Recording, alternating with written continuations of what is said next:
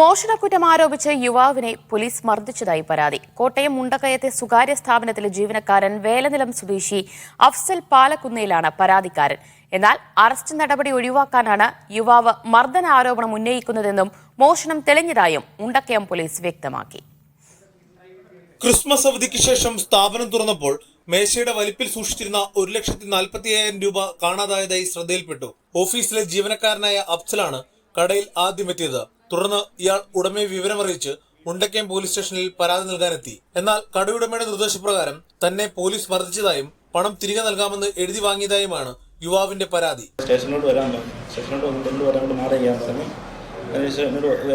എന്നെ അവിടെ നടന്നതെന്ന് പറയാൻ പറഞ്ഞു. ഞാനെല്ലാം പറഞ്ഞു കൊടുത്തു. എന്നുവെച്ചാൽ പറഞ്ഞു എന്നോട് പറഞ്ഞു അവിടെ ഇരിക്കാൻ പറഞ്ഞു. അവിടെ ഇരുന്ന് ഓരോ സാറുമാർ വന്നിട്ട് എന്നോട് ചോദ്യം ചോദിക്കുമായിരുന്നു.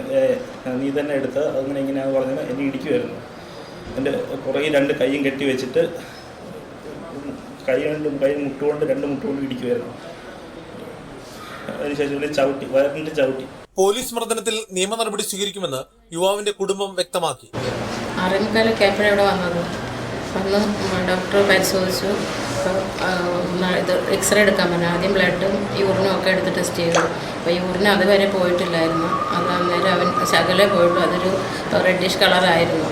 യുവാവിനെതിരെ കൃത്യമായ തെളിവുണ്ടെന്നാണ് പോലീസ് പറയുന്നത്. ബാങ്കിൽ അടയ്ക്കാനുള്ള തുക വെട്ടിച്ച ഇനത്തിലടക്കം 2,40,50,000 രൂപ തിരികെ നൽകാമെന്ന് ഇയാൾ എഴുതി നൽകിയതായും പോലീസ് വിശദീകരിക്കുന്നു. യുവാവിന്റെ ആരോപണങ്ങൾ വ്യാജമാണെന്ന് കടയുടമയും പ്രതികരിച്ചു. മുമ്പും ഇയാൾ പണം വെട്ടിപ്പ് നടത്തിയതായി തെളിഞ്ഞിരുന്നു.